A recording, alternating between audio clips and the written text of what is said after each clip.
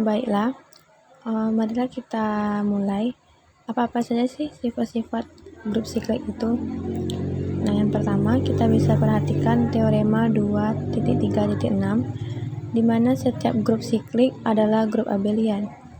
Grup siklik itu artinya mempunyai generator, sedangkan grup abelian artinya sifat operasinya komutatif. Kita bisa buktikan, misalkan G grup siklik dengan generator G grup abelian artinya untuk setiap A, B anggota G berlaku AB sama dengan BA. Diambil sembarang A, B anggota G itu adalah grup siklik mempunyai generator G. Maka A dan B itu dapat kita nyatakan perpangkatan dari G. Selanjutnya terdapat M, N anggota Z sehingga A sama dengan G pangkat M dan B sama dengan G pangkat N. Kita bisa perhatikan seperti berikut bahwa AB sama dengan G pangkat M, G pangkat N.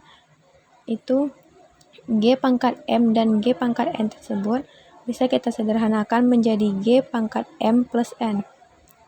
Sedangkan G pangkat M plus N itu bersifat komutatif, maka bisa ditulis lagi G pangkat M, G pangkat N dikali G pangkat M. Maka menghasilkan B sama dengan BA. Jadi dari yang telah kita dapatkan tadi, maka kita bisa simpulkan bahwa G adalah grup abelian karena bersifat komutatif. Selanjutnya kita masuk teorema 2.3.7 di mana setiap subgrup dari grup siklik juga siklik. Buktinya misalkan G grup siklik dengan generator A dan misalkan H adalah subgrup G. Di sini tadi kan teorema 2.3.7 itu berbunyi setiap subgrup dari grup siklik juga siklik. Berarti awal yang kita punya adalah G grup siklik. Kalau grup siklik pasti mempunyai generator. Generatornya di sini kita bisa misalkan dengan A. Akan dibuktikan setiap subgrup dari G adalah siklik juga. Selanjutnya kita misalkan H sama dengan E. H di sini adalah identitas. Yang biasanya yang kita ketahui kan kalau subgrup trivial adalah isinya himpunan identitas saja. Jadi kita misalkan H itu subgrup trivial, maka H itu akan menghasilkan E.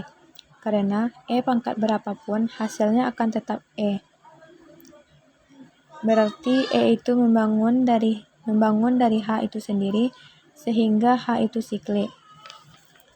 Nah, apabila tidak sama dengan E, berarti ada anggota H yang tidak sama dengan E. Kita misalkan saja misalnya anggota H itu adalah B. B anggota H. Karena B anggota H, berarti B juga anggota G.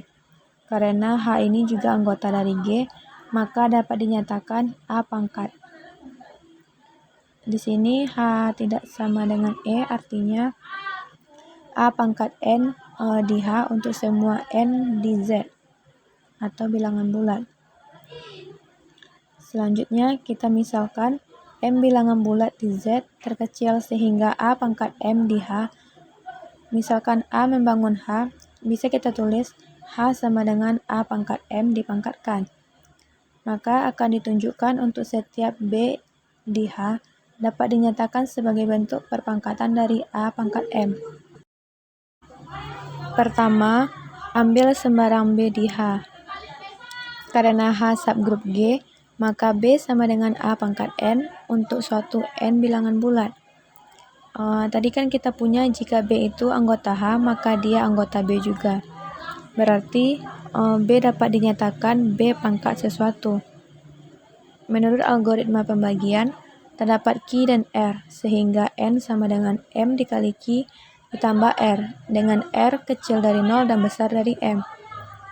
Sehingga diperoleh A pangkat N sama dengan A pangkat M Q plus R sama dengan A pangkat M kali Q dikali A pangkat R sama menghasilkan A pangkat M dipangkatkan Q dikali A pangkat R.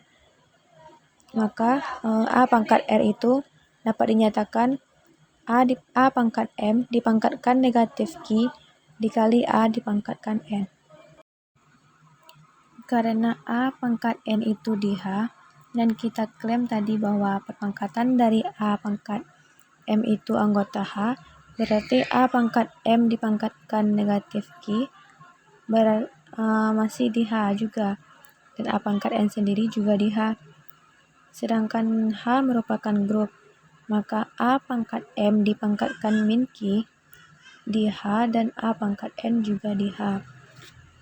Sehingga A pangkat R sama dengan A pangkat M dipangkatkan min Q dikali A pangkat N di H.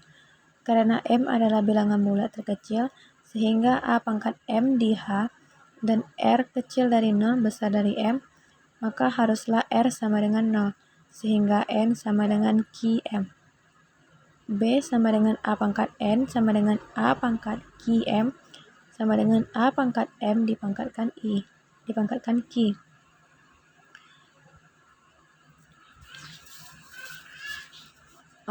Maka diperoleh sembarang anggota B benar dinyatakan perpangkatan dari A pangkat M, maka H siklik dengan generator A pangkat M.